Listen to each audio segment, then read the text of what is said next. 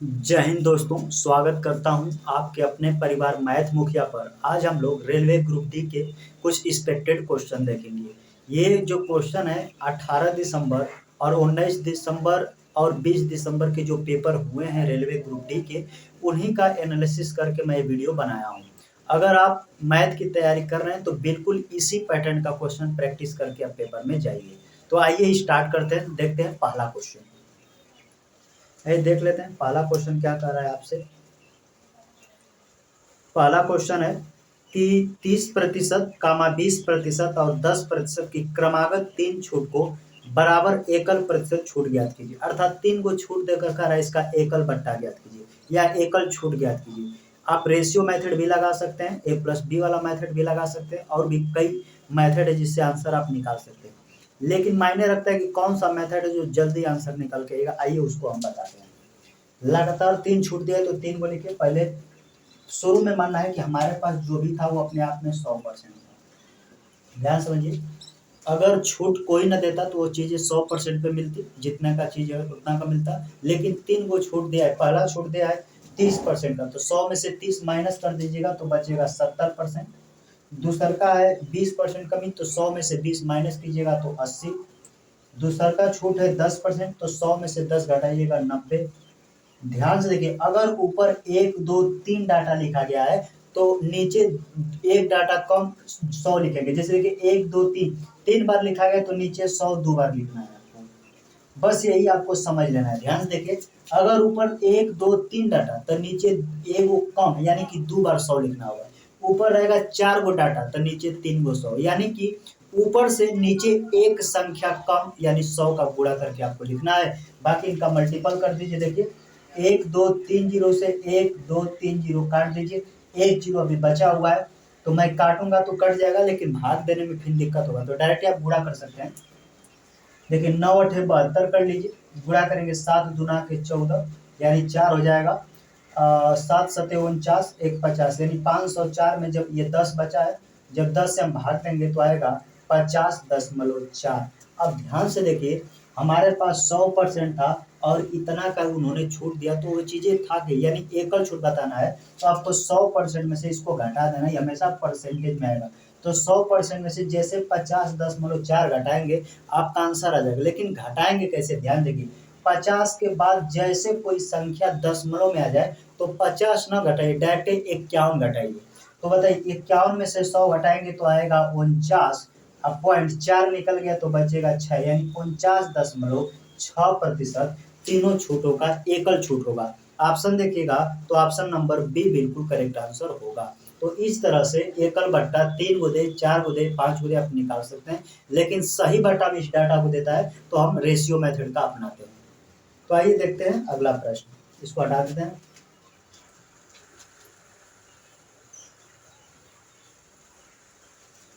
अगला क्वेश्चन कह रहा है कि 2000 रुपए पर, यानी मूलधन दे दिया है 2000 रुपए पर 6.5% यानी 6.5% को 6.5 हम बोल सकते हैं।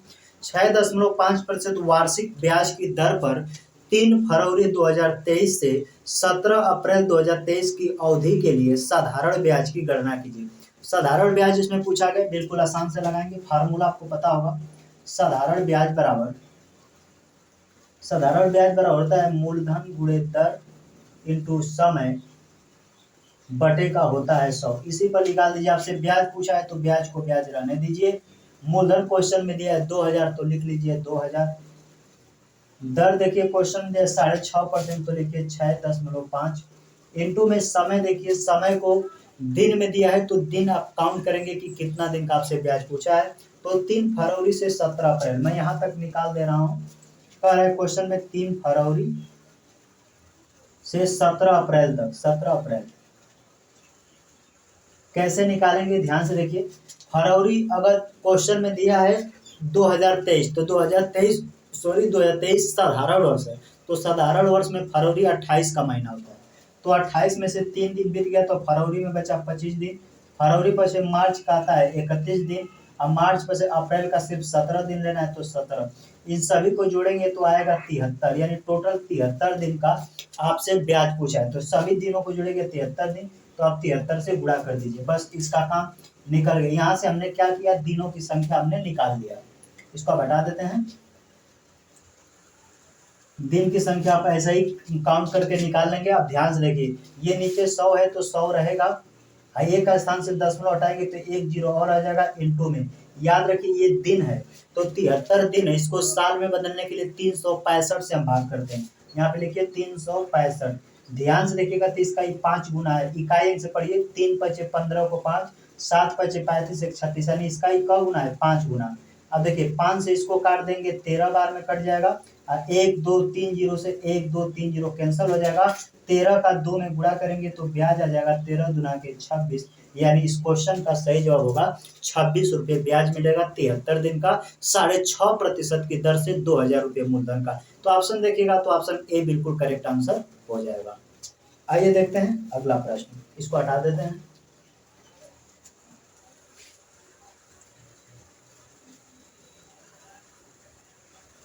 अगला क्वेश्चन कह रहा है 15% प्रति वर्ष की वार्षिक चक्रवृद्धि ब्याज की दर के साथ 18,000 रुपये की राशि पर 2 वर्षों की अवधि के बाद प्राप्त राशि कितना होगा। कह रहा है कि 18,000 रुपये 2 वर्षों के बाद जो आपको मिलेगा, अर्थात अमाउंट मिश्र धन जो मिलेगा वो कितना होगा।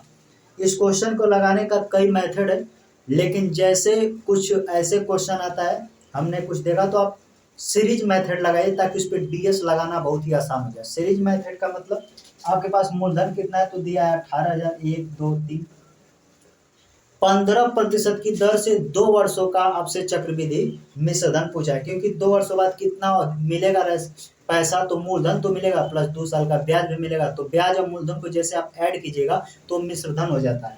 15% की दर से है तो 15% की दर से बढ़ रहा है तो 100 में 15 जोड़ दीजिएगा तो आएगा 115। 2 साल का है तो इस प्रक्रिया को 2 बार लिखिए, यहाँ बटे का 100, यहाँ बटे का 100, इक्वल में यहाँ पे क्या आएगा तो यहाँ पे आपका मिश्र धन आ जाएगा, वही आपका प्रश्न का उत्तर होगा। क्वेश्चन को पूरा कैलकुलेशन करने की कोई जरूरत नहीं, आपका आंसर देखिए कैसे निकलता है। यहाँ पे देखिए 1 2 3 जीरो से आप काट दीजिए 1 2 3 जीरो। अगला स्टेप ध्यान से देखिए, अगर 18 के अंकों का योग जोड़िएगा, 18 के अंकों का योग मैं जोड़ रहा हूँ, 8 और 1 9, तो 9 का किसी भी संख्या के साथ जब गुणा करते हैं तो जो संख्या आएगी उनके अंकों का योग 9 ही हो जाता है। ये नियम होता है डिजिटल सम के अंदर। जैसे कोई भी संख्या ले लीजिए 2 3 4 5 6 का, अगर उसमें 9 से आप गुणा कर दीजिएगा तो जो संख्या हमको मिलेगी ना उनके अंकों का योग अंकों का जो योग होगा योग वो 9 ही मिलेगा। ध्यान समझिए, अगर कोई भी संख्या हो अगर उसमें 9 से गुणा कर देते हैं तो जो भी बड़ी संख्या मिलेगा उसके अंकों का योग जब जोड़िएगा तो 9 ही बनेगा। ये डिजिटल सम के अंदर हम लोग पढ़ते हैं। तो जहाँ पे हमने यहाँ पे देखा 8 1 9 और 9 का किसी भी संख्या के साथ गुणा करेंगे तो अंकों का योग 9 बनाएगा। तो आइए ऑप्शन में चेक कर लेते हैं कि किसके अंकों का योग 9 बन रहा है। ऑप्शन नंबर ए में देखिएगा तो 2 जोड़ रहे हैं, 2 में 4 जुड़े 6, 6 8 जोड़ेंगे 14, 14 5 19, क्या 19 को फिर जोड़ लीजिए 9 1 10 यानी 1 आ रहा है। डिजिटल सम का मतलब तब तक जुड़िए जब तक सिंगल डिजिट में 9 अंक आ जाए। तो पहला वाला तो अंकों का योग 9 नहीं बन रहा है। ऑप्शन नंबर बी को चेक कीजिए तो बी वाला में लिखा है 2 3 तो जोड़िए 2 में 3 जोड़िए 5, 5 में 8 जोड़ेंगे 8 5 13, 13 में 5 जोड़ेंगे 18, 18 को आपस में जोड़ेंगे तो 8 1 9 बन जाएगा। अर्थात कह सकते हैं 100% कि ऑप्शन नंबर बी ही इस क्वेश्चन का सही जवाब होगा। इस क्वेश्चन का सही जवाब हो जाएगा 23,805, यानी क्वेश्चन का जो सही जवाब होगा वो होगा 23,805। इस क्वेश्चन का सही जवाब हो जाएगा। हमने डिजिटल सम लगा दिया, अगर आप चाहें तो इसका कैलकुलेशन भी करेंगे तो आएगा 23,805, यानी 23,805 रुपया 2 साल के बाद 18,000 रुपये पर इसको मिश्र धन प्राप्त होगा। तो आप इस तरह भी लगा सकते हैं, लेकिन पेपर में आपको समय की बाध्यता रहती है, तो समय को ध्यान में रखते हुए जब भी अंकों का योग 9 बने मल्टीपल करना हो तो आप ये वाला जो है नियम अपना सकते हैं। इस क्वेश्चन का सही जवाब ऑप्शन नंबर बी हो जाएगा। तो आइए देखते हैं अगला प्रश्न, इसको हटा देते हैं।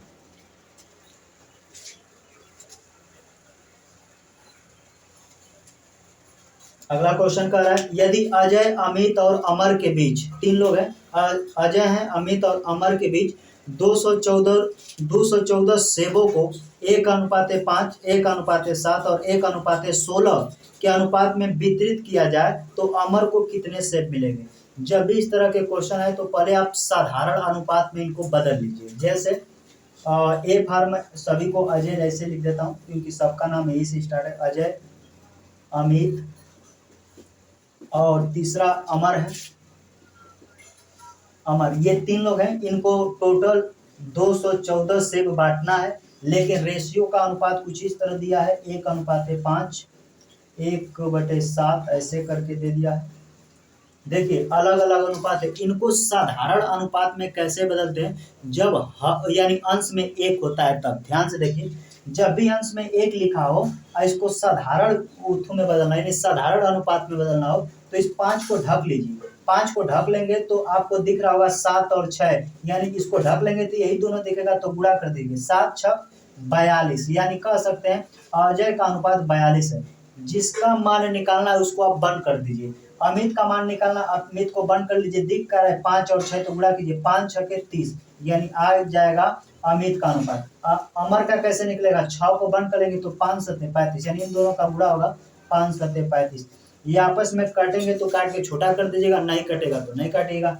इन सभी को जोड़ेंगे तो आएगा 107, सभी को जोड़िएगा तो 107, यानी कि 107 हमारे हिसाब से जोड़ने पर रेशियो में आ रहा है 107, इनका योग 107 ही बता रहा है कि 214 सेब है, यानी 214 के बराबर हो जाएगा क्योंकि इसी के रेशियो में बटेगा। ध्यान से देखिएगा तो इसका एक डबल है, काट देंगे तो 1 का मान रेशियो में अनुपात 1 का मान 2 आ जाएगा।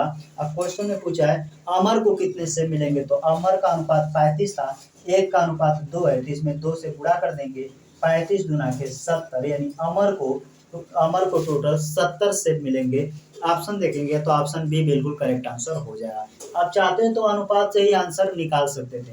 अमर का पूछा था, अमर का अनुपात था 35, यानी 35 का मल्टीपल ही कोई क्वेश्चन का आंसर आएगा। ऑप्शन देखेगा तो 35 से कटने वाला ऑप्शन सिर्फ बी है, बी इस क्वेश्चन का सही जवाब हो सकता है। तो इस तरह से कॉमन सेंस के हिसाब से भी आप क्वेश्चन का जवाब दे सकते हैं। तो आइए देखते हैं अगला प्रश्न, इसको हटा देते हैं। इस तरह के भी क्वेश्चन रेलवे ग्रुप डी ने कई बार पूछा है और आगे भी पूछेगा। तो इस तरह के क्वेश्चन जब भी 1/2 या 2/3 किसी भी तरह का दे तो आप सिंपल अनुपात में बदले, फिर जितना अनुपात आएगा उसी अनुपात में टॉफी बिस्कुट चॉकलेट जो भी देगा उसको वितरित करके आंसर आप निकाल सकते हैं।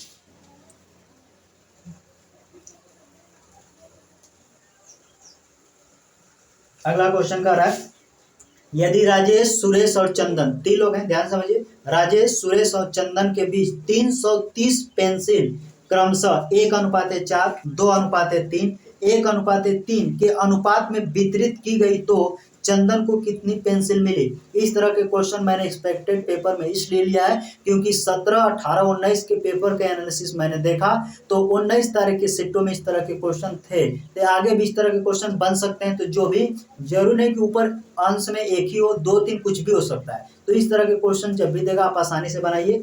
सबसे पहले इसको नाम देख लीजिए क्या क्या है, तो इनका नाम है राजेश है, राजेश सुरेश चंदन, यहाँ पे सुरेश है, यहाँ पे चंदन है। इनका अनुपात दिया है कि 1:4, 2:3, कॉमन देकर है तो मैं अनुपात में लिख दे रहा हूँ 1/3। इसको साधारण सिंपल में कैसे बदलेंगे, कई तरीका, लेकिन आसान वाला बताता हूँ। 4 3 3 का एलसीएम बताइए क्या होगा, तो एलसीएम 4 3 3 का एलसीएम होगा 12। 12 का एक बार इसमें गुणा कर देना है, एक बार इसमें गुणा कर देना है, एक बार इसमें गुणा कर देना है। 4 से इसको काट देंगे 3 बार में, इसको काटेंगे 3 से 4 बार में, 4 का 2 में गुणा कर देगा, 4 दूना के 8, 3 से काटेंगे 4 बार में, 4 एकम 4, यानी कह सकते हैं राजेश का अनुपात 3 है, सुरेश का 8 है, चंदन का 4 है। इन्हीं के अनुपात में बांटना है कितना, तो 303 पेंसिल है, तो यानी हमारे हिसाब से अनुपाती है, ये बता रहा है 330 पेंसिल है। टोटल कर दीजिए, 3 में 8 जोड़ेंगे 8 3 11, 11 में 4 जोड़ेंगे 15, हमारे हिसाब से टोटल 15 ये बता रहा है 330 है। तो क्वेश्चन में कह रहा है चंदन को कितना पेंसिल, यानी चंदन को ई वाला चंदन है, चंदन को टोटल कितना पेंसिल मिलेगा। ध्यान से देखिए, हम टोटल 303 पेंसिल देना है और सभी का अनुपात जोड़े तो अनुपातों का योग 15 है। जितना का चाहिए उसको गुणा में रखिए, चंदन का चाहिए तो चंदन का 4 है तो अनुपात 4 लिखिए, सभी का अनुपात जोड़कर भाग देते हैं। तो देखिए 3 से काटिए, 3 एक कम 3, 3 एक कम 3, 1 जीरो है, 3 से काटेंगे 3 5 15, अंतिम में 0 रहे या 5 रहे तो संख्या 5 से कटती है, तो 5 से इसको काटेंगे 110 को तो 22 बार में, 22 का 4 में गुणा करेंगे तो 22 चौके 88, अर्थात चंदन को टोटल 88 पेंसिल मिलेंगे, जो कि ऑप्शन नंबर बी में दिया गया है। आपको कैलकुलेशन थोड़ा हार्ड लगता होगा, लेकिन ये प्रैक्टिस करते करते ये चीजें आ जाएंगी। ये सब कैलकुलेशन का ही कमाल है, जितना कैलकुलेशन फास्ट कीजिएगा क्वेश्चन उतना ही फास्ट बनेगा। तो क्वेश्चन का सही जवाब ऑप्शन नंबर बी हो जाएगा। आइए देखते हैं अगला प्रश्न, इसको हटा देते हैं।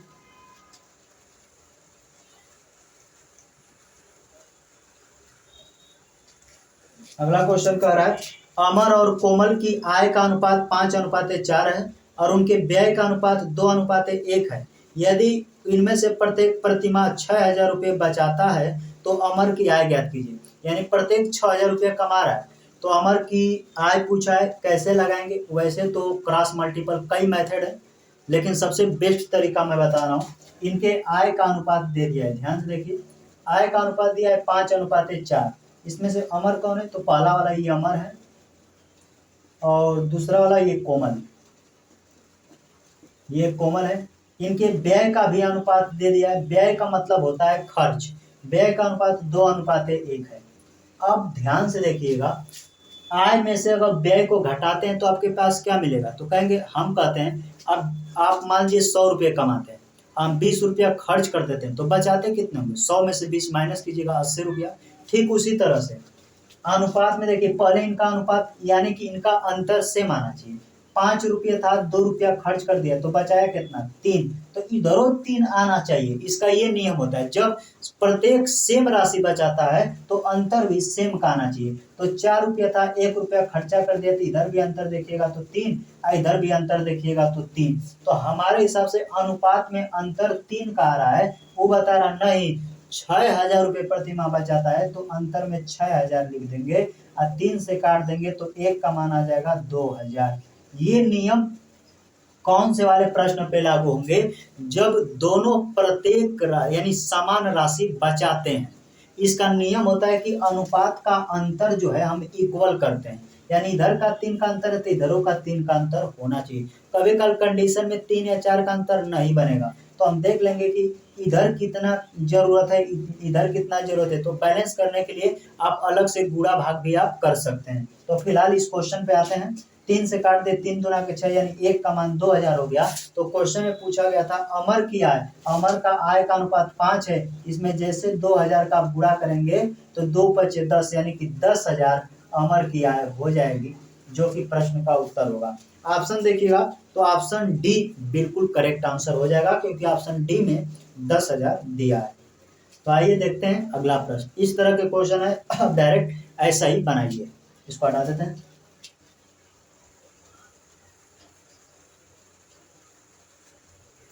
अगला क्वेश्चन कर रहा है 25 और 36 का मध्य अनुपात क्या होगा? मध्य अनुपात से भी क्वेश्चन पूछा जा रहा है, बिल्कुल नॉर्मल है। मध्य अनुपात क्या होता है? मध्यानुपात, जैसे अनुपात समानुपात के अंदर पढ़ेंगे तो मध्य अनुपात, तृतीय अनुपात, चतुर्थ अनुपात, ये खूब पूछा जाता है। तो मध्य अनुपात बेसिकली कड़ी में a इंटू बी हो जाता है। a का मतलब पहला डाटा, b का मतलब दूसरा डाटा, मध्य मतलब बीच वाले में, बस ऐसे जानिए। ऐसे डिटेल में जाएंगे तो बहुत ज्यादा समय लगेगा। a का मतलब है पहली डाटा, यानी कि 25 गुणे यहाँ पे कर दीजिए 36, इनका मध्य अनुपात बताना है कितना आएगा। ये 25 5 का वर्ग होता है, ये 36 6 का वर्ग होता है, गुणा है तो गुणा कर दीजिए, 5 6 के 30, यानी इसका मध्य अनुपात जो आएगा वो 30 आएगा। ऑप्शन नंबर डी बिल्कुल करेक्ट आंसर हो जाएगा। तो आपसे मध्य अनुपात पूछा था, तो मध्य अनुपात 30 हो जाएगा। आइए देखते हैं अगला प्रश्न। अगला क्वेश्चन कह रहा है यदि ए की आय बी की आय से 40% कम है, ध्यान समझिए, यदि ए की आय बी की आय से 40% कम है तो ए की आय बी की आय का कितना प्रतिशत है? क्वेश्चन में अगर जल्दीबाजी में पढ़िएगा तो गलती हो जाएगा, क्योंकि लैंग्वेज में आपको उलझा दिया है। ध्यान समझिए, यहाँ मैं ए बी का रेशियो ले रहा हूँ, पहले ए बी से बता रहा है इतना अधिक है या कम है, फिर कर है वो इसका कितना परसेंट है। क्वेश्चन थोड़ा सा घुमाया है, जल्दीबाजी में ए बी वाला रूल ना लगा दीजिएगा, नहीं तो गलती हो जाएगा। कह रहा है ए की आय बी की आय से 40% कम है, जो ए है बी की आय से 40% कम है, यानी बी को मान लेते हैं 100% है, तो 40% कम है तो कितना होगा? 60%। ये दोनों में परसेंटेज है तो परसेंटेज से परसेंटेज काट दीजिए, एक जीरो से एक जीरो काट दीजिए, तब तक काटिए जब तक कटे। तो दो से काटे, दो तीन छह, दो से काटेगा दो पच्चीस 10, अनुपात बन गया 3:5। अब क्वेश्चन पढ़िए आगे क्या कह रहा है। तो क्वेश्चन कर रहा है ए की आय बी की आय का कितना प्रतिशत है। ए की जो आय है 3, ये कितना प्रतिशत है, प्रतिशत में चेंज करने के लिए सब किसका, बी से। तो जिससे तुलना करता है उसको हमेशा नीचे रखते हैं, हमें जिससे तुलना करता है उसको हमेशा नीचे रखते हैं। 5 से इसको काट देंगे 20 बार में, और 20 का 3 में गुणा करेंगे तो 20 3 60, यानी कह सकते हैं कि ए की आय बी की आय का कितना परसेंट है, तो 60% है। कितना परसेंट, 60%। तो क्वेश्चन का सही जवाब ऑप्शन नंबर बी हो जाएगा। तो इस तरह के भी थोड़ा घुमावदार क्वेश्चन आपसे पूछे जा रहे हैं। आइए देखते हैं अगला प्रश्न, इसको हटा देते हैं। अगला क्वेश्चन कह रहा है 3/20 12/25 का कितना प्रतिशत है। ये भिन्न वाला परसेंटेज रेलवे ग्रुप डी न जाने कितना बार पूछा है, आगे हो सकता है कि किसी और एग्जाम में पूछ सके। तो इसको ध्यान से समझ लीजिए कैसे लगाना है। 3/20 है, 12/25 का कितना परसेंट का कितना प्रतिशत है, ये क्वेश्चन आपसे पूछा गया है। सबसे अच्छा तरीका क्या होता है इसको बनाने का, तो आप देखिए 3/20 को जिस तरह इस तरह लिख देना है। पहला स्टेप 3/20 लिखिए, गुणे में इसी को उल्टा करके लिख दीजिए। क्या करना है, 12/25 को उल्टा कर दीजिए तो 25 चला जाएगा ऊपर, नीचे हो जाएगा 12। इसको प्रतिशत में चेंज करना है तो 100 से बस गुणा कर दीजिए, कैलकुलेशन कर दीजिए, आपका आंसर आ जाएगा। देखिए 20 से काट देंगे तो 20 25 100 5 बार में, 3 से काटेंगे 3 चौके 12, 25 पचे 125, इसमें 4 से जैसे भाग कर देंगे तो 4 त्याई 12, फिर 4 एक कम 4 यानी 31 पॉइंट से स्टार्ट होना चाहिए। ऑप्शन नंबर ए एकमात्र ऐसा ऑप्शन है जो 31 से स्टार्ट है, तो 31.25% इस क्वेश्चन का सही जवाब हो जाएगा। यानी कह सकते हैं कि 3/20 12/25 का कितना परसेंट है, तो 31.25% है। इसमें मेन चीज होता है कि इसको कैसे निकालेंगे, तो पहले डाटा को सेम रखिएगा, दूसरे डाटा को पलट दीजिएगा, परसेंटेज में चेंज करने के लिए 100 से गुणा कीजिए, बिल्कुल आसानी से क्वेश्चन का जवाब निकल जाएगा। तो आइए देखते हैं अगला प्रश्न, इसको हटा देते हैं।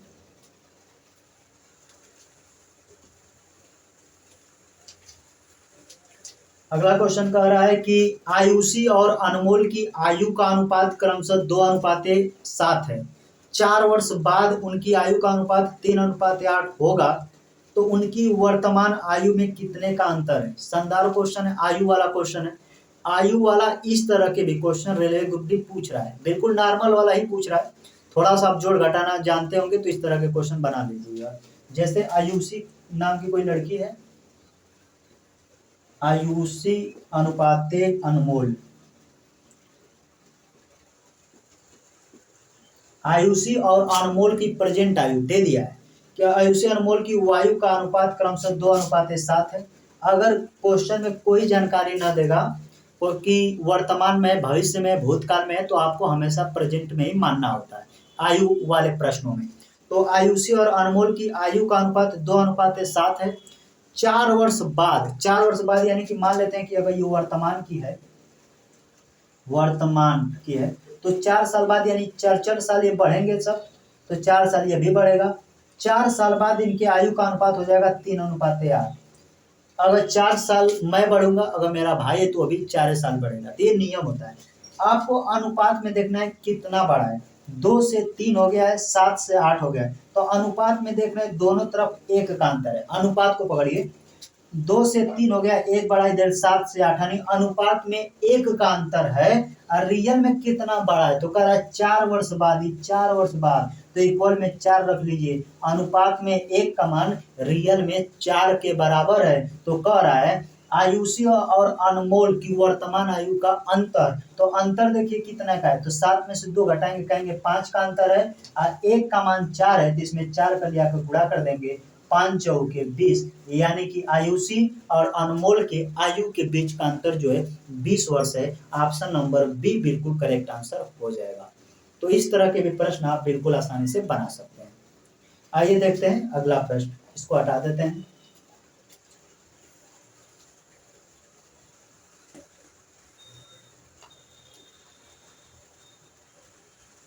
अगला क्वेश्चन कह रहा है पी और क्यू ने एक व्यवसाय में 5:13 के अनुपात में निवेश किया। क्यू ने 6 महीने बाद अपनी पूंजी निकाल ली। यदि उन्होंने अपना लाभ 25:26 के अनुपात में साझा किया हो तो पी की राशि को कितने समय तक उपयोग किया गया था। इसमें समय पूछा है। थोड़ा सा कंसेप्ट आपको समझाते हैं, ध्यान समझिए।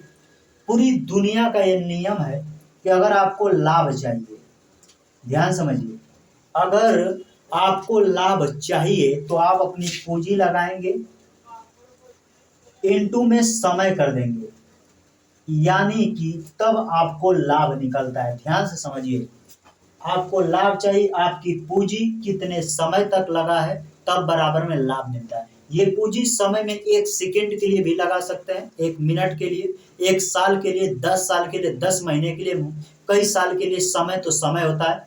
आपकी पूंजी कितने समय तक व्यापार में लगा रहा, उसके बाद जो इनपुट होता है उसी को बोलते हैं लाभ। तो जो आउटपुट उसका मिलेगा वही आपका लाभ है।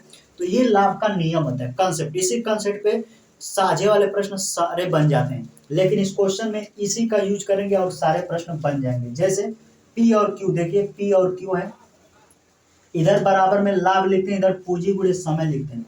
तो व्यवसाय में 5:13 के अनुपात में निवेश किया, यानी पी ने 5 रुपये निवेश किया तो ई निवेश किया 13 रुपया।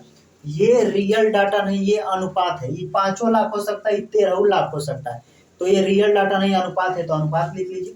फिर क्वेश्चन कह रहा है क्यू ने 6 महीने बाद अपनी पूंजी निकाल ली।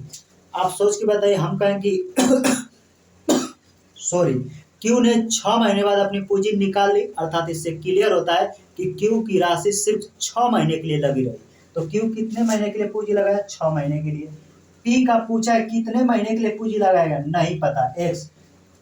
तब बराबर में पी और क्यू का हम लाभ बांटते हैं, और इनके लाभ का अनुपात क्वेश्चन में दिया है 25:26। अनुपात का मतलब होता है भाग। क्या हम इसको ऐसे नहीं लिख सकते हैं, 5x अपान यहाँ पे 13 छक 78 इक्वल, यहाँ पे इक्वल है तो इक्वल, इस अनुपात को हम भाग में लिख सकते हैं। ये अनुपात को एक तरफ से भाग ही होता है, तो इसको भी लिखेंगे, ऊपर 25 है तो 25, यहाँ पे लिखेंगे 26। यहाँ x का मान निकालेंगे, ध्यान से देखिए कैसे। कैलकुलेशन भी करके निकाल सकते हैं, अगर थोड़ा सा दिमाग लगाएंगे तो जस्ट तुरंत आंसर आ जाएगा। कैसे, 26 का ध्यान से देखेंगे तो 26 का 3 गुना है, क्योंकि 26 से 78 होता है। अगर ये 3 गुना है तो इधरों 3 गुना होना चाहिए। तो बताइए 25 का 3 गुना कितना होता है, 75। 25 का 3 गुना 75, इसका 3 गुना करेंगे तो 25 या 75। तो x के जगह पर क्या रखें, जिसमें 5 का गुणा करें तो 75 हो जाए। तो ऑप्शन उठाइए ना, ऑप्शन में देखिए ए वाला उठाइए, 15 महीना। तो x के जगह पर जैसे हम लिखेंगे 15 महीना, 15 का 5 में गुणा करेंगे 75 आ जाएगा। अर्थात कह सकते हैं कि x का जो मान आएगा वो 15, ये सब महीने में तो 15 महीना हो जाएगा। जो x की पूंजी लगी रही वो 15 महीने के लिए लगी रही। आपसे महीना ही पूछा था तो ऑप्शन नंबर ए बिल्कुल करेक्ट आंसर हो जाएगा। एक तरफ पूंजी इंटू समय लिखते हैं, बराबर में लाभ को रखते हैं। अनुपात एक तरफ से भाग होता है, इक्वल करके काट दीजिए या कैलकुलेशन कर दीजिए, आपका आंसर आ जाएगा। तो आइए देखते हैं अगला प्रश्न, इसको हटा देते हैं।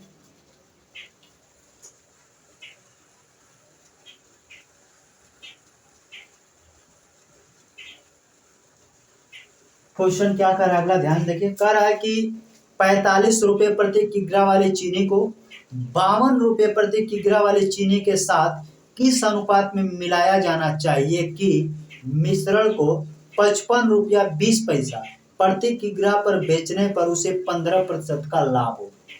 तो इस तरह के क्वेश्चन में आपसे अनुपात ही पूछा है, कैसे निकालेंगे। सबसे पहला देखेंगे कितने रुपए प्रति किग्रा का चावल है, तो पहला 45 रुपया, यहाँ पे लिखे 45 रुपया प्रति किग्रा। दूसरा का कह रहा है 52 रुपया प्रति किग्रा का। अब इन दोनों को मिलाकर एक तीसरा मिश्रण तैयार करना चाहता है। करो तीसरा मिश्रण कितने रुपए प्रति किग्रा का हम तैयार करें कि उसको जब हम 55 रुपया 20 पैसा प्रति किग्रा का बेचें तब हमको 15% का लाभ हो। तो ध्यान से देखिए, 55 रुपया 20 रुपया का जब बेचेगा तब ना उसको 15% का लाभ होगा। तो आप रियल में सीपी निकालिए। सीपी का मतलब क्रय मूल्य, कि दोनों को मिलाकर चीज कितने का बना। तो क्रय मूल्य कैसे निकालते हैं, क्रय मूल्य आपसे पूछेगा तो क्रय मूल्य को इंग्लिश में सीपी बोलते हैं। तो क्रय मूल्य में ध्यान देखिए, पहले देखिए कितना का बेचना चाह रहा है, कह रहे हैं कि 55.20 रुपये। सीपी यानी इंग्लिश में सीपी बोलते हैं, हिंदी में क्रय मूल्य। क्रय मूल्य जब भी निकालना हो तो 100 हमेशा ऊपर रहता है। फिर से सुनिए, क्रय मूल्य जब भी आपको निकालना हो तो 100 हमेशा ऊपर रहेगा। तो क्रय मूल्य निकालना है, 100 हमेशा ऊपर रहेगा। नीचे में कितना लाभ है, लाभ है तो 100 में जोड़ के, हानि है तो 100 में से घटाकर। तो क्वेश्चन कह रहा है 15% का लाभ चाह रहा है, तो 100 में जोड़ दीजिएगा तो 115 हो जाएगा। दो स्थान से दशमलव हटाएंगे तो 100 गुणे में 100 रखेंगे, 100 से 100 कट जाएगा। कैलकुलेशन कर दीजिए, आपका आंसर आ जाएगा। आप जिस तरह एक्सपर्ट है उस तरह काटिए, मैं तो ऐसे काट देता हूँ। 23 से काटिए, 23 × 5 115, 23 दूना 46, 5 4 9, 23 चौके 92, ये एक जीरो है। अब 5 से इसको जैसे काट देंगे तो 5 चौके 20, 5 बटे 40, यानी जैसे हमने काट दिए तो टोटल आ गया 48। यानी हमको पता चल गया कि रियल में उसका जो वैल्यू था, क्रय मूल्य था 48 रुपये था, और उसको 48 रुपये प्रति किग्रा था। उसको जब 55 रुपया 20 पैसा प्रति किग्रा के हिसाब से बेचता था, तब उसको 15% का लाभ होता है। तो इस तरह के भी प्रश्न आता है। तो यानी रियल में दाम कितना था, 48 रुपया प्रति केजी। अब इसको हटा देते हैं, अब इन दोनों को मिलाकर 48 रुपये प्रति किग्रा की दर से वस्तु बन जाता है। इसका अंतर करके इधर लिख लीजिएगा, इसका अंतर करके इधर आपका आंसर आ जाएगा। इसको हटा देते हैं, यहाँ से क्रय मूल्य डायरेक्ट आप निकाल सकते हैं। जब तक इस क्वेश्चन में आप क्रय मूल्य नहीं रखिएगा, 55.20 रख के अंतर कीजिएगा, आपका आंसर ही नहीं आएगा। आप देखिए 48 में से 45 घटाएंगे तो इधर हो जाएगा 3, 52 में से 48 घटाएंगे तो इधर हो जाएगा 4, यानी 4:3 के अनुपात में चीजें जो है मिलाया गया था। तो ऑप्शन देखिएगा, ऑप्शन ए बिल्कुल करेक्ट आंसर हो जाएगा। तो इस मिश्रण का ई वाला टाइप बहुत ही चर्चित है, तो इसको आपको बनाकर ही पेपर हॉल में जाना है। आइए देखते हैं अगला प्रश्न, इसको हटा देते हैं।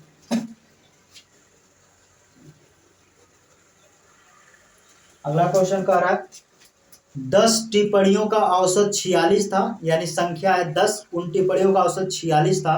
बाद में यह महसूस किया गया कि एक टिप्पणी को 42 के रूप में गलत पढ़ लिया गया था, जबकि वह 142 होना चाहिए था। तो सही औसत क्या है? औसत के अंदर जब आप पढ़िएगा तो एक टाइप आता है गलत संख्याओं पर आधारित प्रश्न, उसी के अंतर्गत हम इसको पढ़ते हैं। सबसे आसान तरीका कौन सा होता है? वैसे तो तमाम तरीके हैं, लेकिन वो तरीका आना चाहिए जिससे तुरंत जल्द, जितना कम से कम यानी मिनिमम समय में आंसर निकाल के दे दे।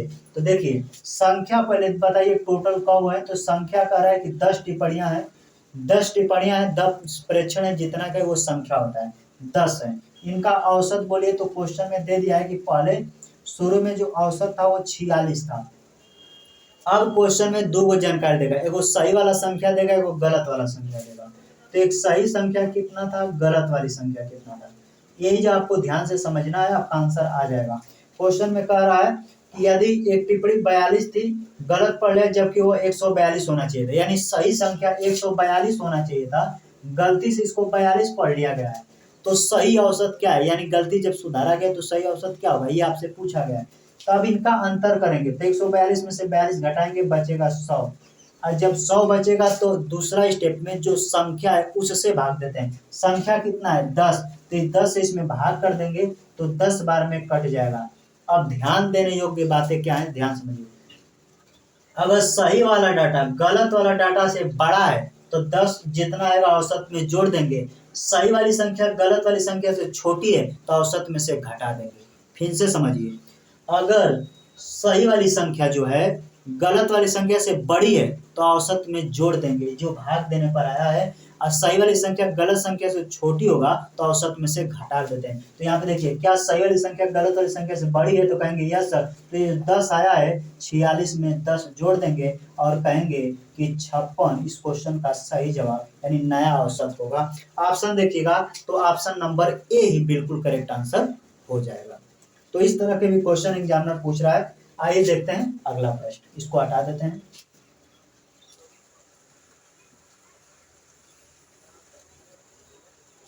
अगला क्वेश्चन कह रहा है 8 पुरुषों का औसत वजन 3 किग्रा कम हो जाता है, जब उनमें से 56 किग्रा वजन वाले पुरुष को एक नए पुरुषों में बदल दिया जाता है, तो नए पुरुषों का वजन ज्ञात कीजिए। यह भी एवरेज से यानी औसत से ही क्वेश्चन है। तो इस तरह के प्रश्न को कैसे लगाते हैं, शुरू में देखिए कितना किग्रा का व्यक्ति जाता है, आता है 56 केजी। अब अगला पॉइंट देखना है कि टोटल कितने लोग थे। तो शुरू में कह रहा है 8 पुरुष थे, तो हमने 8 लिखा।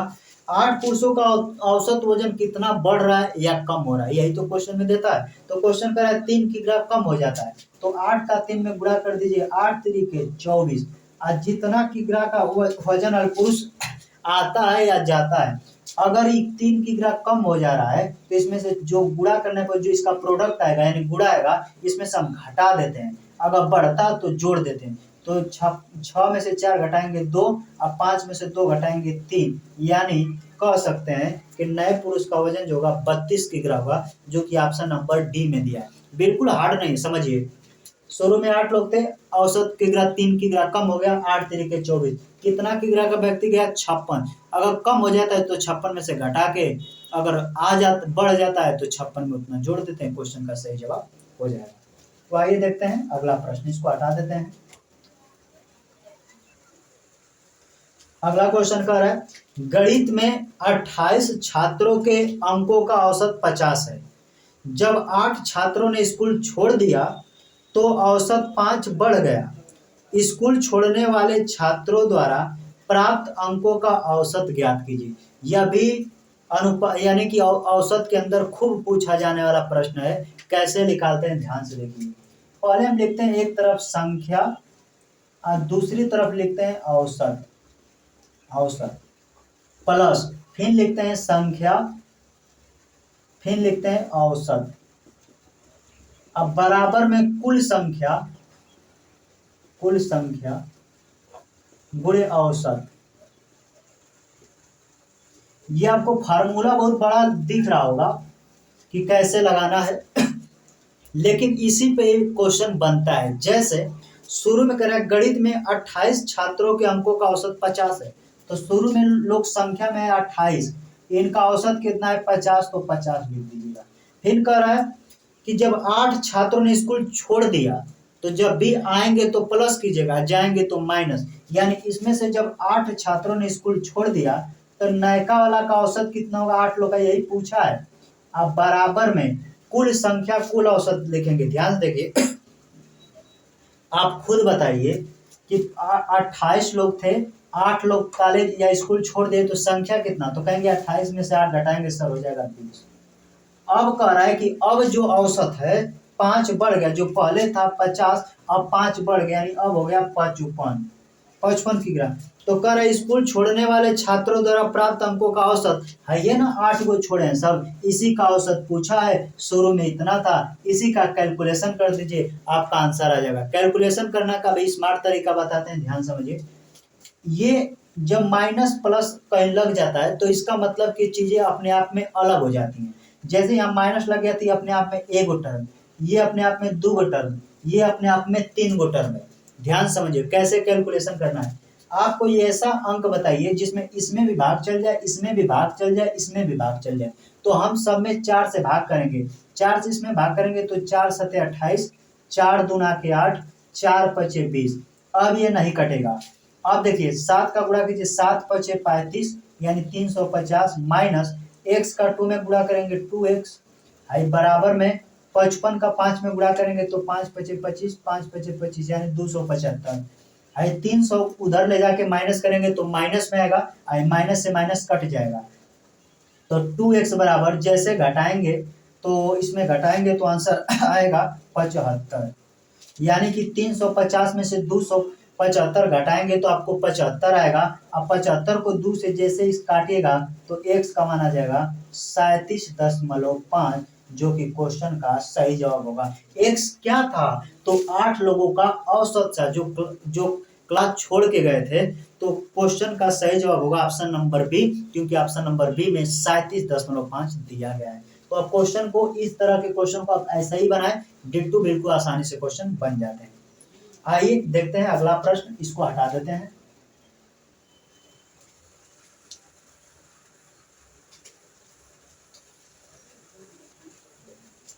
अगला क्वेश्चन कह रहा है मधु और साइनी एक साथ मिलकर किसी कार्य को 20 दिन में पूरा कर सकते हैं। साइनी और रोजी एक साथ मिलकर उसी कार्य को 12 दिन में पूरा कर सकती हैं। रोजी और मधु एक साथ मिलकर उसी कार्य को 15 दिन में पूरा कर सकते हैं, तो वे तीनों एक साथ मिलकर उस कार्य को कितने दिन में पूरा करेंगी। अगर ध्यान से देखिएगा इसको कैसे बनाते हैं, तो एक तरफ यम फॉर मधु है, यस फॉर शाइनिंग है, ये किसी कार्य को करती हैं 20 दिन में। फिर कह रहा है कि शाइनी और रोजी, शाइनी प्लस रोजी, ये दोनों मिलकर किसी कार्य को 12 दिन में करती हैं। और रोजी और मधु, रोजी और मधु ये दोनों मिलकर किसी कार्य को 15 दिन में करते हैं। इनका एलसीएम ले लीजिए, वही पूरा वर्क होगा। 20 12 15 का एलसीएम हो जाएगा 60, यानी टोटल वर्क हो गया 60। 20 से भाग देंगे, 20 3 60, 12 5 60, 15 चौके 60, यानी इनकी एफिशिएंसी आ गई, यानी कार्य करने की क्षमता। तो आपसे क्वेश्चन में पूछा है कि तीनों मिलकर कितने दिन में करते, तो ध्यान से कि 2 बार मधु आई होंगी, रोजी भी 2 बार आई होंगी, ऐसे शाइनी है तो शाइनी भी 2 बार आई है। तो इन तीनों मिलकर काम कितने दिन में करेंगे, अर्थात मधु प्लस शाइनी प्लस रोजी, तो टोटल वर्क कितना कहेंगे 60। 60 लिखिएगा, ये दोनों 2 बार आए इसलिए 2 से गुणा कर दीजिएगा और इनकी एफिशिएंसी से भाग कर दीजिएगा। 3 में 5 जोड़ेगा 8, 8 में 4 जोड़ेंगे 12, 2 से काटेंगे 6 बार में और 6 से इसको काट देंगे 10 बार में, यानी कह सकते हैं कि 10 दिन में टोटल काम हो जाएगा, तीनों मिलकर एक साथ करेंगे तो ऑप्शन नंबर बी बिल्कुल करेक्ट आंसर इसका जवाब हो जाएगा। तो आइए देखते हैं अगला प्रश्न, इसको हटा देते हैं।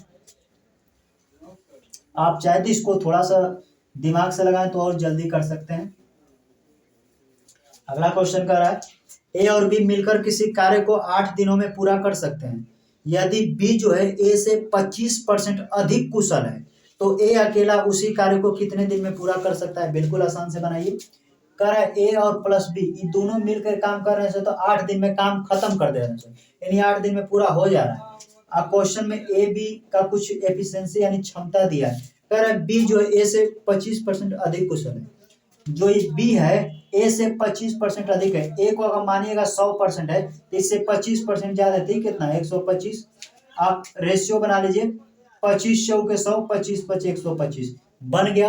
अब ध्यान से समझिए, हमारे हिसाब से दोनों को जोड़ देंगे, इनकी एफिशिएंसी क्षमता है, तो हमारे हिसाब से दोनों को जोड़ेंगे तो 4 5 एक दिन में 9 काम होगा और टोटल 8 दिन में दोनों काम कर दिए तो 8 का 9 में गुणा कर देंगे तो पता चल जाएगा कि टोटल काम कितना था। अब क्वेश्चन कर रहा है तो ए अकेले उसी कार्य को कितना दिन में करेगा। ए की क्षमता 4 है, 4 से इसमें भाग कर दीजिए, 4 से काट दीजिए 2 बार में और 9 दूना के 18, टोटल कह सकते हैं कि 18 दिन में ए उस कार्य को अकेले कर लेगा। तो ऑप्शन नंबर देखिएगा तो ऑप्शन नंबर सी बिल्कुल करेक्ट आंसर हो जाएगा। तो एफिशिएंसी वाले क्वेश्चन है, गुना गुनी वाले ऐसे भी प्रश्न पूछ लिया जाता है। इसको हटा देते हैं। अगला क्वेश्चन कह रहा है एक पाइप एक टंकी को दूसरे पाइप की तुलना में 3 गुना तेज भर सकता है। दोनों पाइपें एक साथ मिलकर टंकी को 32 मिनट में भर सकती हैं, तो धीमे पाइप द्वारा अकेले टंकी को भरने में कितने मिनट का समय लगेगा। बिल्कुल शानदार क्वेश्चन। अब ध्यान से देखिए, पाइप ए और बी है। अब क्वेश्चन में लिखा है एक दूसरे की तुलना, पाइप एक दूसरे की तुलना 3 गुना, अगर 1 लीटर भरता है तो इसके 3 गुना यानी 3 लीटर ही भरता है, यानी कि क्षमता है। दोनों को एक साथ चालू करेंगे तो 3 और 1 टोटल 4 लीटर, यानी 1 मिनट में 4 लीटर भर रहे हैं पानी। तो कह रहे हैं 32 मिनट में टंकी भर जाती है, तो 32 से गुणा कर दीजिए, ताकि कोई कहेगा 1 मिनट में 4 लीटर भरते हैं मिलकर। अब 32 मिनट में टंकी फुल हो जाती है, तो 4 का 32 में गुणा कर दीजिएगा तो टोटल क्षमता आ जाएगा कि कितने लीटर की टंकी है। अब इस टंकी में कह रहा है कि धीमे जो भर रहा है उससे अगर अकेले भरेंगे तो कितना समय लगा। तो धीमे भरने वाला एक हला में 1 लीटर भरता है 1 मिनट में, 1 से भाग कर दीजिएगा, किसी संख्या में 1 से भाग कीजिएगा, कोई चेंज नहीं आएगा। 32 का 4 में गुणा कर दीजिए तो 4 दूना हो जाएगा 8, 4 3 12, यानी 128 मिनट लग जाएंगे। मिनट है तो मिनट जो भी है, तो ऑप्शन नंबर डी बिल्कुल करेक्ट आंसर हो जाएगा। तो पाइप टंकी बेस से भी क्वेश्चन आपके एग्जाम में पूछे जाते हैं। आइए देखते हैं अगला प्रश्न। अगला क्वेश्चन कह रहा है 2 ट्रेनें जिनकी लंबाई क्रमशः 135 मीटर और 155 मीटर है, विपरीत दिशाओं में चल रही हैं। एक 80 किलोमीटर प्रति घंटा की गति से और दूसरी 65 किलोमीटर प्रति घंटा की गति से। वे एक दूसरे से मिलते समय पूरी तरह से एक दूसरे को कितने समय में अलग हो जाएंगी। बिल्कुल क्वेश्चन शानदार है। रेलगाड़ी का क्वेश्चन इसको लगाते हैं, कुल दूरी बराबर, कुल दूरी बराबर होता है 4 गुणे 5/18 गुणे समय। अगर ये फार्मूला पता है तो आप बिल्कुल लगा सकते हैं, कुछ कंसेप्ट है। अगर विपरीत दिशा में ट्रेनें आती हैं तो चाले उनका हमेशा जुड़ता है, दूरी हमेशा जोड़ कर लिखते हैं। तो दो ट्रेनें की लंबाई 135 मीटर, 155 मीटर, दोनों जोड़ लीजिए। तो जोड़ के लिखते हैं 5 5 10, 5 3 8 1 9 2, यानी हम टोटल जोड़ दिए दूरी, तो 135 और 155 को जोड़ेंगे तो 290। चाल देखिए, अगर विपरीत दिशा में तो चालों को जोड़ दीजिए, तो एगो 80 एगो 65, जोड़िएगा तो 8 से 14 5, यानी 145 आ जाएगा। विपरीत दिशा में चालों को जोड़ देते हैं, 145 5/18 कर दीजिए। कितने समय में पार करेंगे टी आपसे पूछा गया है। हम पश्चांतर करके काट रहे हैं, ध्यान से देखिए, पश्चांतर करेंगे तो तिरछा गुणा हो जाएगा, तिरछा गुणा होगा तो हम लिख सकते हैं 290 गुणे 18। और टी का मान इधर जब लाते हैं तो जो जिसका मान निकालते उधर वाला पार्ट नीचे आ जाता है, यानी 145 इंटू में 5। कैलकुलेशन कर दीजिए, कैलकुलेशन जितना फास्ट होगा आंसर उतना तेज निकलेगा। 29 से काटिएगा, 29 से कम 29, 29 5 145 5 बार में, 5 से इसको काट देंगे 2 बार में, और 2 का 18 में गुणा करेंगे 36, इधर होगा 5, 36 में 5 से भाग देंगे तो आएगा 7.2, यानी 7.2। ये सबसे छोटी यूनिट में आती है, याद रखिएगा। तो सेकेंड है, यानी कि सेकेंड, 7.2 सेकेंड लगेंगे। ऑप्शन नंबर देखिएगा तो ऑप्शन डी बिल्कुल करेक्ट आंसर हो जाएगा। रेलगाड़ी वाले आप नॉर्मल क्वेश्चन ही बनाकर रेलवे ग्रुप डी में जाएं, ऐसा नहीं बहुत भावकाली क्वेश्चन आ रहा है, इसी तरह के क्वेश्चन आपके एग्जाम में पूछा जा रहा है। तो आइए देखते हैं अगला प्रश्न, इसको हटा देते हैं, आसान क्वेश्चन है, ऐसा ही क्वेश्चन पूछे जा रहे हैं, जैसा भी पूछा जाए आप बिल्कुल आसानी से बना लीजिएगा। अगला क्वेश्चन कह रहा है, दो संख्याओं का अनुपात 15:11 है, यदि उनका महत्तम समापवर्तक 13 है तो संख्याएं क्या है। ऑप्शन में भी दिया है संख्याएं क्या है, दो संख्याओं का अनुपात दिया है 15:11। अगर संख्याएं अभाज्य संख्या, इसमें देखिए 11 क्या है, अभाज्य संख्या या विषम संख्या है, तो इनका जो दिया है एलसीएम, इनका महत्तम समापवर्तक 13 है, मसौ दे दिया है, यानी कि 13।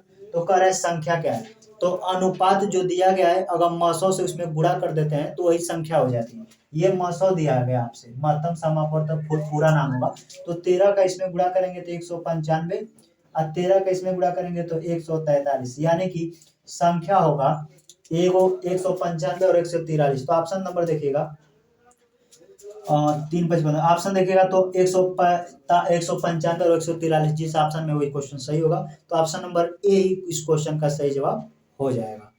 तो आइए देखते हैं अगला प्रश्न, इसको हटा देते हैं। अगला क्वेश्चन कर रहा है, दो संख्याओं का मसप और लसप 6 और 824 है, यदि एक संख्या 96 है तो दूसरी संख्या ज्ञात कीजिए। इस तरह के भी प्रश्न खूब पूछे जाते हैं। एलसीएम का क्वेश्चन है, आपको पता होगा पहली संख्या गुणे दूसरी संख्या बराबर लसव गुणे मसव होता है। ध्यान समझिए, ये एलसीएम एचसीएफ के अंदर ये बहुत चर्चित फार्मूला है, इससे पूछा है। यानी पहली संख्या दूसरी संख्या का जो गुणनफल आएगा वो लसव गुणे मसव के गुणनफल के बराबर होता है। ये क्वेश्चन मतलब इसी बेस पे लगता है। तो लसव और मसव का देखिए दे दिया है कि मसव 6 है और लसव जो है वह 1824 है, इक्वल में। इसमें से कह रहा है कि यदि एक संख्या 96 है तो दूसरी संख्या बताइए क्या होगा।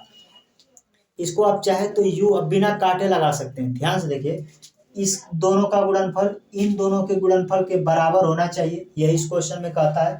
आप गुणा इकाई अंक का पकड़िए, 6 चौके 24 को, यानी हम जान रहे हैं कि इस संख्या का जब 6 में हम गुणा करते हैं तो इकाई अंक 4 आ रहा है। तो इस संख्या का जब इसमें हम गुणा करेंगे तो इसका भी तो इकाई अंक 4 आना चाहिए, क्योंकि दोनों पार्ट बराबर है। तो ऑप्शन से उठाइए, क्या 96 की जगह हम 112 का गुणा करेंगे तो आंसर आएगा। तो यहाँ 112 जैसे लिखेंगे तो 2 का गुणा करेंगे 6 दूना के 12, इकाई अंक 2 आ जाएगा, अर्थात x का मान 112 नहीं आएगा। तो हम देख रहे हैं कि जिस तरह 6 का 4 में गुणा किया 4 मिला है, उसी तरह 6 का भी अंतिम अंक 4 रहना चाहिए, तब भी 4 मिलेगा। तो ऑप्शन नंबर देखिए, सिर्फ 114 में इकाई अंक 4 है। इस क्वेश्चन का सही जवाब होगा कि x की जगह पर 114 रखेंगे तो 6 चौके 24, इसका भी इकाई अंक 4 बन जाएगा। थोड़ा सा दिमाग लगाना है, बिना कैलकुलेशन के इस क्वेश्चन का सही जवाब आप दे सकते हैं। तो क्वेश्चन का सही जवाब होगा 114, जो कि ऑप्शन नंबर बी में दिया गया है।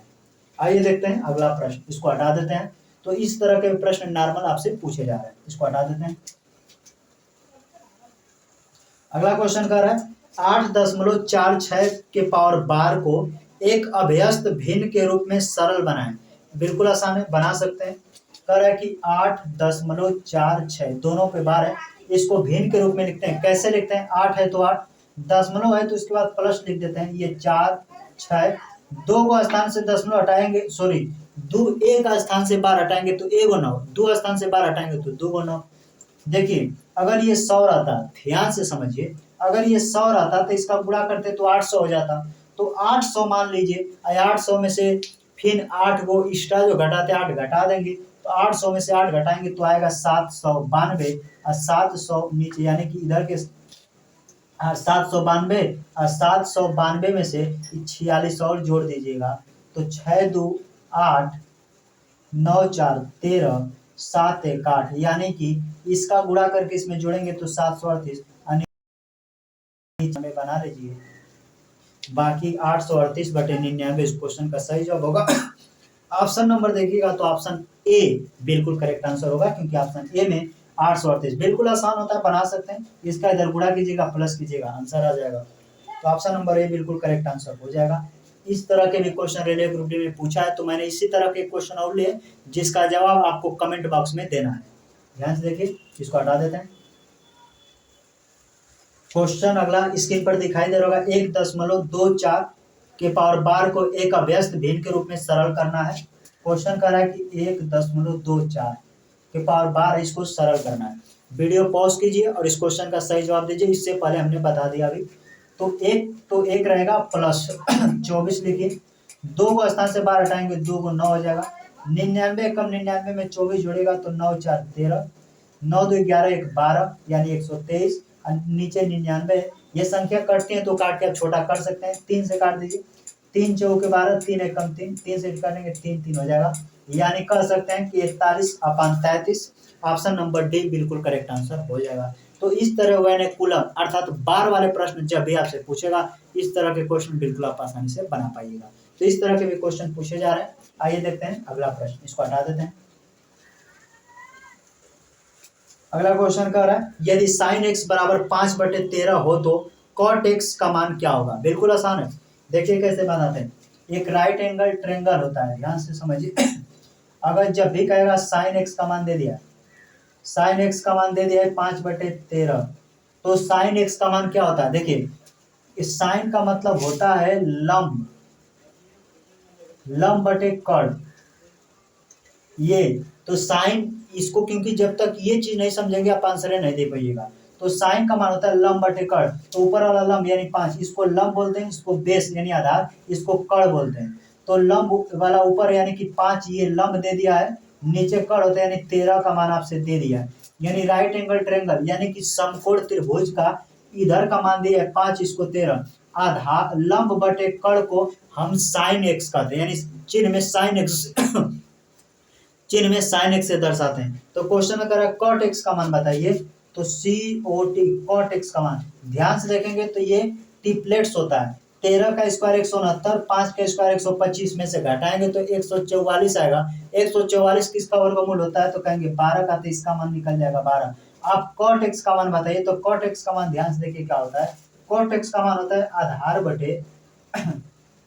आधार बटे लंब होता है, बस इसी का मान बता देना है। कॉट एक्स मान तो आधार कितना है 12, तो लिखिए 12, लंब कितना है 5, तो लिखिए 5, यानी आंसर होगा 12/5। क्वेश्चन का सही जवाब हो जाएगा 12/5। ऑप्शन नंबर सी बिल्कुल करेक्ट आंसर हो जाएगा। अब क्वेश्चन आता है कि इसको कैसे हम जानेंगे। तो इसका ये नियम होता है, 2-3 नियम बताते हैं, आपके पेपर में इससे क्वेश्चन आएगा तो बना पाइएगा। अगर साइन एक्स कहेगा, साइन एक्स तो उसका मतलब होता है यानी कि लंब बटे कर्ण। अगर कॉस एक्स कहेगा, कॉस एक्स, एक्स का मतलब थीटा है, तो कॉस थीटा बराबर होता है यानी कि कह सकते हैं आधार बटे कर्ण। और टेन थीटा बराबर कहेगा तो होता है, ये होता है लंब बटे आधार ध्यान से देखिए, अगर ये तीन चीजों को आप जान लेते हैं, मैं हट जाता हूँ, आप स्क्रीनशॉट भी ले सकते हैं। इस पे क्वेश्चन पूछा जाता है इन दोनों का डाटा देकर, जिस तरह साइन एक्स लंब बटे कड़ यानी लंब कड़ दे दिया था 13 के स्क्वायर में से ये एक समकोण त्रिभुज बन रहा है, तो कड़ है ई वाला भुजा, इसका भुजा कैसे निकालते हैं, तो जानते हैं इन दोनों का वर्ग इनके वर्ग के बराबर होता है, तो 13 का 100 वर्ग 69 हो जाएगा, बाकी अंतर करके आप निकालेंगे। जब भी आप साइन एक्स देगा तो लंब बटे कड़, कॉस एक्स आधार बटे कड़, टेन एक्स या थीटा कुछ भी मान, एक्स का एक तरफ का कोण है तो टेन थीटा बराबर लंब बटे आधार, इन्हीं बेस पे क्वेश्चन पूछा जाता है। टेन का उल्टा हो जाता है आधार बटे कट, देखिए टेन एक्स का उल्टा होगा आधार बटे लंब, इसी को पलट देंगे साइन का कॉस है, कॉस का टेन, तो ऐसे उल्टा हो जाता है। तो जब भी इन तीनों पे क्वेश्चन कई बार पूछा जाता है तो दोबारा पूछिएगा तो बिल्कुल आसान से आप इसको बना पाइएगा। आइए देखते हैं अगला प्रश्न, इसको हटा देते हैं।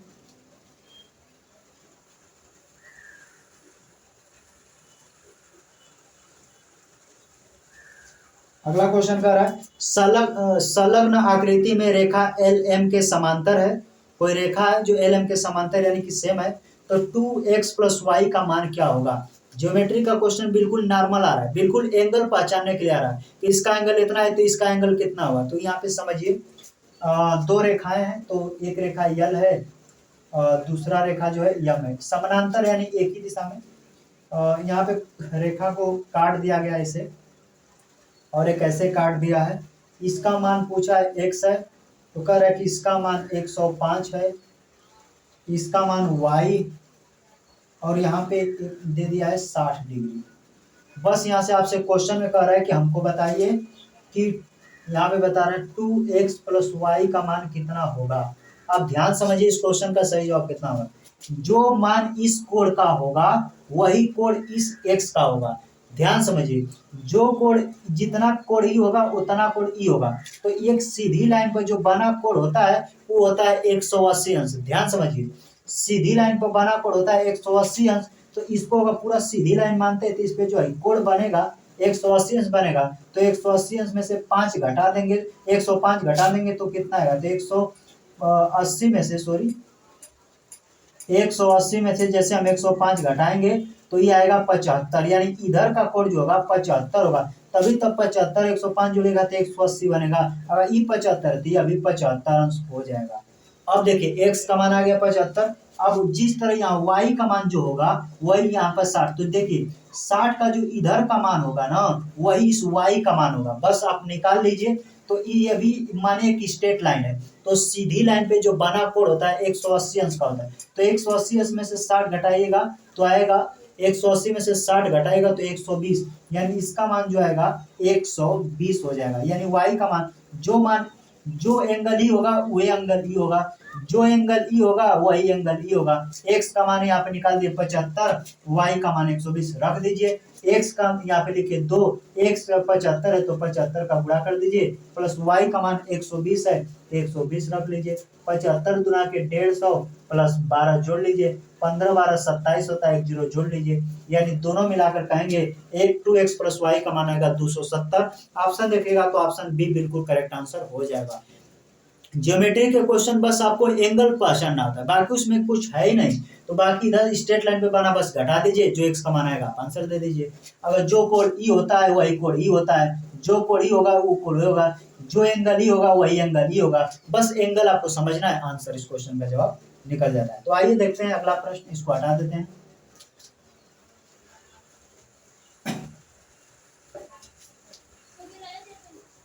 अगला क्वेश्चन कर रहा है एक त्रिभुज के भुजाओं का अनुपात 2:5, 1:3 और 3:5 है और उनका परिमाप यानी कि बाउंड्री 110 सेमी है, तो सबसे छोटी भुजा की लंबाई क्या होगी। शानदार क्वेश्चन है। त्रिभुज का परिमाप दिया है 2/5, 1/3 और 3/5। इस तरह के क्वेश्चन है तो इसको पहले सिंपल अनुपात में चेंज करें, तो 5 3 5 का आप एलसीएम बताएं तो कहेंगे सर 15, 5 3 5 का एलसीएम 15, 15 का एक बार इसमें गुड़ा और एक बार इसमें गुड़ा कर दीजिए, तो 5 से काटेंगे 3 बार में 3 दूना के 6, 3 से काटेंगे तो यहाँ 5 हो जाएगा, 5 से 3 तरीके 9 हो जाएगा। परिमाप जोड़ेंगे तो क्वेश्चन में ये देखिए ये तीनों साइडें जो भुजा होती है वही इसका परिमाप होता है, तो हमारे हिसाब से परिमाप क्वेश्चन में दिया 110, परिमाप देखिए 110, हमारे हिसाब से भुजाओं का योग अर्थात परिमाप 6 5 11 में 9 जोड़िएगा तो 20। आप क्वेश्चन में पूछा है कि सबसे छोटी भुजा, तो डाटा में जो सबसे छोटा 5 है तो 5 से गुणा कर दीजिए। 5 से इसे काटेंगे 4 बार में, 2 से काट दीजिएगा 55, 2 से काटेंगे 2, और 55 का जैसे आधा कीजिएगा तो 27.5। इस क्वेश्चन का सही जवाब होगा ऑप्शन नंबर, देखिएगा तो ऑप्शन नंबर ए हो जाएगा, क्योंकि सबसे छोटी भुजा 27.5 सेंटीमीटर होगा। नॉर्मल अनुपात में बदलिए आप, जो त्रिभुज की तीनों साइडें भुजा होती हैं वही उसका परिमाप होता है, बाकी रख के आप आंसर निकाल सकते हैं। आइए देखते हैं अगला प्रश्न, इसको हटा देते हैं।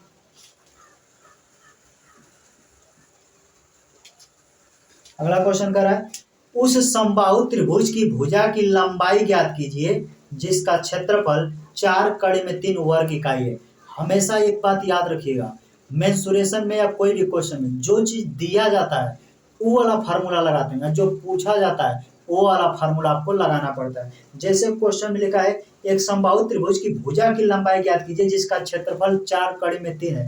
तो समबाहु त्रिभुज का जो क्षेत्रफल होता है, समबाहु त्रिभुज का जो क्षेत्रफल होता है, तो समबाहु त्रिभुज यानी कि जिसकी दो समबाहु त्रिभुज यानी कि जिसकी सभी भुजाएं क्या हो, समान हो, तो समबाहु त्रिभुज का क्षेत्रफल होता है कड़ी में 3/4 ए स्क्वायर, ये होता है क्षेत्रफल। अब क्वेश्चन में दिया है कि नहीं, क्षेत्रफल है 4 कड़ी में 3। ए क्या है, समबाहु त्रिभुज की सभी साइडें बराबर होती हैं, तो ए उसकी भुजा है। अब भुजा आपसे पूछा है, कड़ी में 3 से कड़ी में 3 काट दीजिए, तिरछा गुणा करेंगे 4 चौके 16, यानी ए स्क्वायर बराबर 16, तो ए का मान आ जाएगा 4। ए क्या है, समबाहु त्रिभुज की भुजा है। तो आपसे पूछा है कि भुजा की लंबाई बताइए, तो 4 इकाई, ऑप्शन नंबर डी बिल्कुल करेक्ट आंसर हो जाएगा। तो इस तरह के क्वेश्चन आप आएगा तो आसानी से बना सकते हैं, बिल्कुल फार्मूला बेस्ड क्वेश्चन होता है। तो आइए आज का आखिरी प्रश्न देखते हैं हम लोग। क्वेश्चन कर रहा है, एक बेलन का वक्र पृष्ठ क्षेत्रफल 1848 सेंटीमीटर स्क्वायर है और उसकी आधार की त्रिज्या 19.6 सेंटीमीटर है, तो बेलन की ऊंचाई ज्ञात कीजिए। ऊंचाई आपसे पूछा है, लेकिन बेलन का वक्र पृष्ठ आपको पता होना चाहिए। जो बेलन का वक्र पृष्ठ होता है, बेलन का वक्र पृष्ठ वो होता है 2πRh, फार्मूला होता है 2, फार्मूला से पाई का मान 22/7, आर त्रिज्या होता है जिसमें दे दिया गया है, हाइट आपसे पूछा है, रख दीजिए आंसर आ जाएगा। यहाँ पर रखिए 2, पाई का मान रखेंगे 22/7, आर त्रिज्या होती है, त्रिज्या दे दिया 19.6, तो लिखेंगे 19.6। जैसे 10 हटाएंगे तो नीचे लगा सकते हैं आप 10 इंटू हाइट पूछा गया है, ये होता है वक्र पृष्ठ, इधर इक्वल में दिया है वक्र पृष्ठ कितना 1848। कैलकुलेशन कर दीजिए, एच का मान जो आएगा वही आपका आंसर होगा। आइए काट देते हैं, 7 से काटिए, 7 दूना के 14, 5 7 बटे 56, 28 बार में कट गया। और आप चाहे तो काट सकते हैं, 11 से काटे, 11 दूना के 22, 11 से काटे 11 में 11 74, 11 6 के 66, 11 बटे 88 कट जाएगा। फिर इसको चाहे तो काट सकते हैं, 14 से काटे, 14 दूना 28, 14 एकम 14, 14 दूना के 28, 2 दूना के 4 से काटेंगे, 4 3 12, 12 और कुछ देखिए बच रहा है, 4 3 12, 4 3 12, काटने में कहीं दिक्कत हो रहा है, 10 3 30, कुछ यहाँ पे डाटा बच रहा है। फिर से देखिए गलत हो गया, फिर से मैं काट दे रहा हूँ, क्योंकि थोड़ा सा इधर उठपटांग होगा, आंसर गलत आ जाएगा। यहाँ 22/7, पाई का मान 19, यहाँ पे 10 हटाएंगे 10 हो जाएगा, गुड़े यच का मान पूछा, यहाँ दिया 1848। हमने जल्दीबाजी में गलत काट दिया, शायद ध्यान से देखिए। 7 से इसको काटेंगे, 7 दूना के 14, 5 7 बटे 56, 28 बार में कट गया। इधर बचा है 10, 2 से काट देंगे 5 बार में, 11 से काटेंगे, 11 दूना के 22, 11 से काटेंगे, 11 एकम 11, 7 बचा 74, 11 6 के 66, 4 4 8 11 बटे 88, इधर 5 बचा, इधर 2 बचा है, तो 2 से इसको काट दीजिए, 2 8 16, 2 चौके 8, इधर 28 है, तो आप चाहें तो 7 से काट सकते हैं, 7 चौके 28, 7 एकम 7, 7 दूना के 14, 4 से काटेंगे, 4 3 12, तिरछा गुणा करेंगे 3 5 15, यानी हाइट जो आएगा वो 15 आ गई, तिरछा गुणा करेंगे तो हाइट 15 मीटर। तो हाइट पूछा तो हाइट आपका होगा 15, सेंटीमीटर है तो सेंटीमीटर में, मीटर में है तो मीटर में, तो क्वेश्चन का हाइट आएगा 15 मीटर। क्वेश्चन थोड़ा सा कैलकुलेशन था, लेकिन अब जितना फास्ट काटेंगे उतना जल्दी आंसर निकाल पाएगा। अगर इस चैनल पे नए हैं तो चैनल को सब्सक्राइब कर लीजिएगा। सेशन आपको अच्छा लगा हो तो लाइक करें, सब्सक्राइब करें। मिलते हैं नेक्स्ट वीडियो में। वीडियो देखने के लिए धन्यवाद।